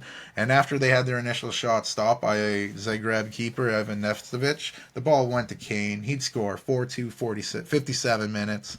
4 minutes later, Jamal Musiala had a shot to go in, but he unselfishly set up Olise. Easy goal for his brace, 5-2. A handball in the Dinamo box led to another penalty, another Harry Kane goal, securing the hat-trick in the 73rd minute as it was 6-2. More Bayern pressure led to another Bayern penalty where, yep, you guessed it, Harry Kane would take it, scoring again. His fourth goal in the 78th minute made it 7-2 Bayern Munich. The hosts would then add a long-range goal in the 85th minute from substitute Leroy Sané, and then a stoppage time goal from Leon Goretzka, a 9-2 win for Bayern Munich. 9 goals was the most scored by one team in a Champions League fixture, and for a hot second there, it looked like Dynamo Zagreb were in this. It was 3-2, then you blinked, rubbed your eyes, and it was 9-2. Damn, life comes at you fast. Portuguese side Sporting Lisbon was hosting French side Lille. The hosts were applying some early pressure, and we'd see some uninspired clearing attempts by Lille, which led to Pedro Gonçalves getting the ball and spotting Victor Jurikis. The Swedish striker would turn, fire, and spot the back of the net, giving Sporting the 1-0 lead after 38 minutes. The Swedish man has been cooking to start the season. That was his 12th goal in 9 matches for the Portuguese side. 2 minutes later, Lille didn't help herself. Angel Gomez would foul the Sporting goal scorer, resulting in his second yellow card. He'd be dismissed from the match with 5 minutes to go in the first half. Canadian Jonathan David did not like the call and let the ref know, getting a yellow card for himself. Just after the hour mark, Sporting was putting on more pressure. Some nice passing led to substitute Daniel Bregnaga serving the ball on a plate for Zeno de Bast. He smashed the ball into the top corner of the goal from long range, hitting the inside of the post on the way in. An amazing rocket of a shot, prompting the commentator to go, "A blast from de Bast." And you couldn't really ask for a nice professional goal. The 20-year-old Belgian center back, he's been doing great since moving to Sporting from Anderlecht this season. It's amazing that Sporting didn't get any more goals. They forced Lille keeper Chevalier to some big-time saves, and Lille, their best chance came with just 15 minutes in the match, and it wasn't even that good. A big 2-0 win for Sporting. Good way for them to start their Champions League campaign, but some very lackluster play out of Lille the last few matches there in domestic play and Champions League play. And a battle of two massive clubs. You had AC Milan hosting Liverpool.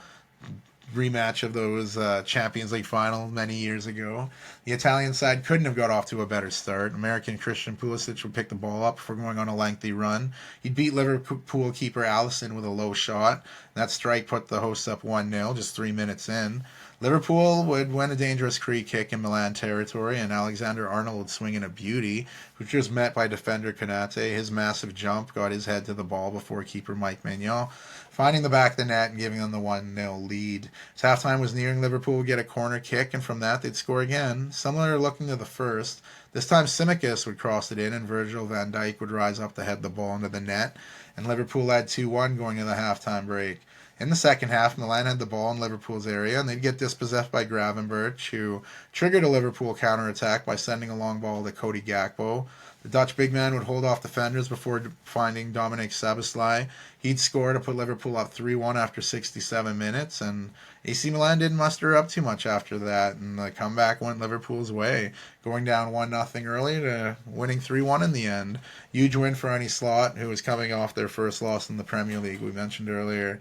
You had Italian side Bologna playing the Champions League for the first time. They were hosting Ukrainian side Shakhtar Donetsk. And the visitors were the more aggressive side. They had way more possession, but neither team would score, and we'd go in the halftime scoreless. The second half looked a lot more like the first half, where we'd get no goals, and that would end in a scoreless draw.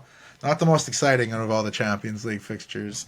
You had Sparta Prague welcomed Red Bull Salzburg for their opening match, Champions League match. The home team could not ask for a better start. Dispossessing Salzburg in their own area, Lucas Harrisland forced a big save out of Salzburg keeper Janis Blaswich, and the rebound fell to Kyranen, who scored one of the easiest goals of his career. And less than a few minutes into a match, Sparta Prague had a 1-0 lead.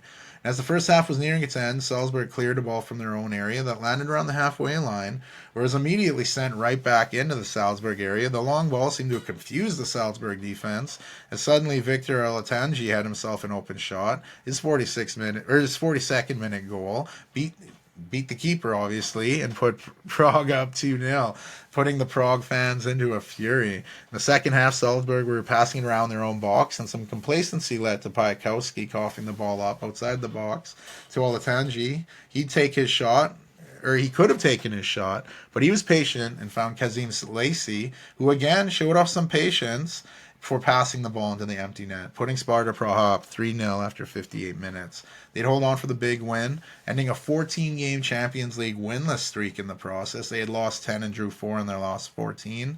They also scored more goals in this game than they did in the entire last 2 Champions League campaigns, so good on them. PSG was hosting Girona, who were making their Champions League debut, and Girona's Christian Stuani became the second oldest outfield debutant in Champions League football, debuting at 37 years and 342 days. And after a scoreless first half, Girona looked to score 10 minutes into the second half. But PSG dispossessed the Spanish side in the counter and went the other way. Ousmane Dembele was on the run, and he had a wide open player on his one side. But he would just line his shot up, and as he was taking his time, you'd see great hustle out of Girona's Krejci. He'd catch up to him and dispossess the ball. You could see the frustration as the guy was just standing there like, why didn't you hook me up here? I believe it was Barcola. So the game was still scoreless approaching the 90th minute mark. And just before we hit that mark, Nuno Mendes would get the ball on the outside. He'd come inside and he'd look to cross his pass into the box, take a slight deflection off a Girona defender, Francis, and it went towards keeper Galzaniga. And as he went to catch the ball, it went through his arms, through his legs, into the net. One of the softest game-winning goals you'll see in the 90th minute, and PSG took the 1-0 home win. Grazenega was also credited with the own goal, so tough on him, but PSG did what they needed to get the win. Brutal, because each team deserved to get a point in that one, but it's not the way it goes all the time. Belgian side Club Brugge hosted German side Borussia Dortmund to open their Champions League campaign, and it was the host who applied more pressure to start the match. Even hitting the crossbar 12 minutes in, and they came close in the second half as well. But Dortmund keeper Gregor Kobel made big saves, and as the game went on, Dortmund was really starting to dominate possession. They still weren't finding a goal, though, and made some substitutions, include bringing on Englishman Jamie Gittens, and after only being on the pitch 8 mittens, Gittens with mittens, it just slides off your tongues. But after being on the pitch only 8 minutes, Gittens would cut inside and unleash a shot, took a greasy deflection off the defender before going in, and he'd take it. Dortmund would take the 1-0 lead after 76 minutes. 10 minutes later, the Englishmen get the ball in a similar spot, do a few step-overs before cutting in and firing a shot. This time, no deflection required as it found the back of the net, doubling the visitors' lead after 86 minutes. And Jamie Gittens, who had just been off the bench, made him the second youngest player to score 2 or more goals as a substitute. The 22-year-old was just behind French legend David Trezeguet, who did it for Monaco back in '97. Dortmund did add a final consolation goal. Substitute Guirassy would get pulled down in the box, leading to a penalty, which he'd score from the spot, securing the 3-0 victory 3-0 road victory for Dortmund, while Bruges will be kicking themselves for not capitalizing on those early chances. You had Scottish side Celtic looking ready to go in their Champions League match at home. They were hosting Slovan Bratislava. The club became just the 4th Slovakian side to qualify for Champions League. These two teams had met before, only 6 decades ago, though. It wouldn't take long for Celtic to open the scoring. A corner kick, Liam Scales would head the ball into the net. Celtic led 1-0 after 12 minutes. Early in the second half, Celtic would double their lead. Nicholas Kuhn went on a long run before crossing and finding Kyogo. He'd finish to make it 2-0 after 47 minutes, and after some more Celtic pressure, Canadian Alistair Johnston would get fouled in the box, resulting in a penalty chance for the home team. Arnie Angels would send the keeper the wrong direction, and it was a 3-0 Celtic lead. Just 4 minutes later, the Slovakian side scored their first goal. A bad Celtic clearance led to Kevin Wimmer finding the back of the net. It was a wonderfully struck goal. If you're going to score your first, make it nice, I guess. And it was 3-1. Celtic would respond with a 70th minute goal from Dejan Meda and an 86th minute goal from Adam Ida to ice the game, and Celtic opened their Champions League campaign in style, smashing Slovan Bratislava 5-1. You had a little bit of a rematch from the 22-23 Champions League final in Manchester between Man City and Inter Milan. However, this game didn't light up the score sheet at all, really. Man City always looked more dangerous and possessed the ball 60% of the time. But anytime they had a chance to score, they'd kick it almost directly at keeper Jan Sommer. Inter Milan had some chances too, but the best chance of the game came in stoppage time when Man City substitute Ilkay Gundogan had a diving header and it narrowly missed the net. That would have been a late winner, but it ended in a 0-0 draw. You had Red Star Belgrade was hosting Portuguese side Benfica. The visitors got off to a great start. Looping ball found Articulu near the back post, and he snuck the ball in, giving Benfica the 1-0 lead just 9 minutes in. And as the game went on, Benfica, they had a free kick just outside the box. Dangerous position where Okan Goku looked to curl it over the Red Star wall. We were all expecting it, which is why he went to the opposite corner, leaving Red Star keeper standing still watching it go in, and Benfica led after 29 minutes. Wonderful free kick there. The game stayed that way for deep until the second half, where Red Star looked to get on the board, finally getting their goal. Sharif and Jai would attract some defenders before perfectly finding Milson. He found the back of the net to cut Benfica's lead to 2-1 after 86 minutes. Home side pushed a little more looking for an equalizer, but it just didn't come. Benfica picked up the 2-1 road win to open their Champions League season. Dutch side Feyenoord were hosting last season's Bundesliga unbeatens, Bayer Leverkusen. Leverkusen could have not asked for a better start. Andrich dispossessed Feyenoord's Zerouki not too far outside his 18. Andrich would find Wirtz, and Wirtz finished clinically, putting Leverkusen up 1-0 just 5 minutes in. Just 3 minutes after that, a scramble by Feyenoord led to Zerouki smashing the ball into the net, making up for his earlier giveaway, but flag went up, it was offside, goal didn't count, and Leverkusen kept that lead. But Leverkusen get another scare when Wang had a chance to equalize but missed the net. And those misses, they were costly because Leverkusen would pick the ball up near half, get the ball to Victor Boniface, he'd lay it to Jesse Frimpong, who put a hard pass over to the wing, the teammate Alejandro Grimaldo. He finished it, and they took the lead. Doubled the lead, where Feyenoord was looking to answer, but Leverkusen and that lethal counterattack showed you how dangerous they could be. After dispossessing Feyenoord, one pass sent Frimpong on his way, and he'd go on the way to find Florian Wirtz. He'd volley a beautiful ball into the net for his brace, giving Leverkusen a 3-0 lead after 36 minutes. As halftime was approaching, Feyenoord were just hoping to limp in the halftime. And a Leverkusen attacking free kick had the ball flying into the Feyenoord box, where it was headed on by Tapsoba. He'd hit the Feyenoord keeper, Tiemann Wellenbroek. It ricocheted off him, through his legs, into his own net, where Wellenreuther was credited with his own goal, and Leverkusen cruised to a 4-0 halftime lead. The Dutch supporters were in shock of what was happening, and the second half brought us no goals, as Leverkusen opened their Champions League campaign up, thumping Feyenoord 4-0. You have French side Brest hosting their first ever Champions League match. They were taking on visiting SK Sturm Graz from Austria. Early in the first half, the visitors show how dangerous their counterattack can be, finding the back of the net, but the goal was disallowed due to offsides, and minutes later, Brest would have a long throw in going towards the box. It was attempted to get cleared, but it only went as far as Brest's Hugo Mangedi. He'd score from long range, first ever Champions League goal of his career, and first for Brest, and they led after 23 minutes. Just before halftime, Graz William Bovig would send an awkward cross into the box, chested into his own net by Emilson Fernandez, and this match was tied. 10 minutes into the second half, a ball was played to Brest frontman Ajork. He headed the ball onward to Abdallah Sima, who outmaneuvered the defender, did a little spin, and found the back of the net, putting Brest up for the second time of the match, 2-1 after 56 minutes. Late in the match, the visitors didn't help their chances when Lavalley would pick up his second yellow card, getting dismissed in the 88 minutes. Didn't really impact the game as Brest held on for the 2-1 win, their first Champions League win ever, so good on them. When you looked at the schedule, this game might have looked like the best one. Italian side Atalanta hosting Premier League club Arsenal, and the teams must have not got the excitement memos because it was kind of uneventful. Biggest exciting moment came in the first half when Bukayo Saka's free kick was stopped by Atalanta's keeper Kardaneski, and then early in the second half, Ederson nutmegged Arsenal's Thomas Partey. The Ghanaian pulled him right down, resulting in an Atalanta penalty. Matteo Retegui would step up and have his shot denied by the Arsenal keeper David Rea, and the ball came back to Retegui, who headed it, but Rea made another huge save, a massive double save to keep the score 0-0, and that's how the game ended, both clubs having to settle for a scoreless draw. Big-time matchup between two big clubs. Spanish side Atletico Madrid were hosting German side Red Bull Leipzig. Just minutes into the match, Leipzig's Benjamin Sesko would gallop down the middle of the pitch. As he approached the 18-yard box, he'd find teammate Lois Openda. His shot was denied by Atletico keeper Jan Oblak, but the rebound went right to Sesko, who headed the ball into the net, giving the German visitors a 1-0 lead. And then less than 4 minutes into the match, the lead was just less than 4 minutes into the match. And that goal gave some urgency to the hosts. Atletico looked like a whole different team after that goal. They looked to answer, and they'd hit the post, and then they'd have the ball cleared off the line. But minutes later, Marcos Llorente would sign Antoine Griezmann, and he couldn't have finished any nicer, tying the match up at 1 after 28 minutes.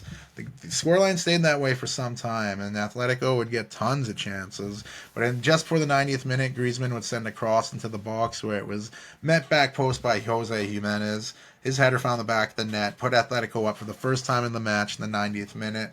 They'd pull off the 2-1 comeback win. Tough loss for Leipzig, who left Spain with no points.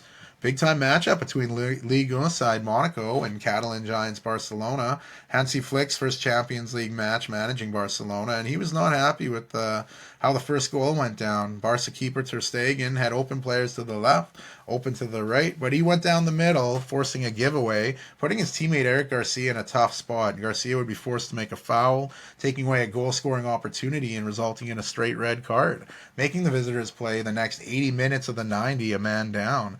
And just minutes after the Barcelona dismissal, Monaco opened the scoring, Magnus Alcalucci go on a long run before spotting the corner with a nice shot. And the hosts led 1-0 after 16 minutes. Take Barca less than 10 minutes to respond. A Casado ball over the top put teenager Lamine Yamal on the way. He'd cut inside, then fire a low shot that found the corner, tying the match up at 1 after 28 minutes. And the game stayed that way for a while until the 71st minute. Monaco substitute George Elaquinia could not have timed his run any better. He met the lovely pass by Vanderson. The striker was one-on-one with the keeper, and he'd smash it into the back of the net, putting Monaco up for the second time in the match, 2-1 after 71 minutes. And as the match went on, Monaco looked to get a penalty, but VAR overturned the decision. Didn't really matter because Monaco would hold on for the 2-1 home victory, surprising Barcelona, who lost their first match under Hansi Flick this year. So what do you think of the new Champions League format? I thought it was pretty wild from first day. We'll see how the second match day goes, taking place October 1st and 2nd. Lots of footy games since then, but we're going to be jumping more into those episode 78 here. Got to do a little two-sport jaunt. Not many sports to cover in this episode that's been delayed, but I'll take us back to the F1 race September 15th. Azerbaijan Grand Prix. Charles Leclerc would pick up his fourth consecutive pole position at Baku. He loves qualifying on that track, and the race was pretty exciting. You had duels going on throughout the race, but as the race was winding up, we'd see some shit. On the 50th of 51st laps, Red Bull's Sergio Perez and Ferrari's Carlos Sainz, they'd link up and smash into the wall at very high speed. Checo was dealing with Sainz, his teammate Charles Leclerc, and Sainz got ahead of Checo. Soon after, Checo would have contact with Sainz, both hitting that wall. They were both okay, both frustrated and pissed off at each other, and they both miss out on potentially a podium spot. While this was happening, Oscar Piastri was ahead of the pack. He'd get the checkered flag with the virtual safety car out. Not an exactly thrilling finish at the line, but what a moment leading up to it. The Aussie from McLaren picked up another F1 win, while Ferrari's Leclerc picked up second in the race despite having another pole position and again walking away without a win.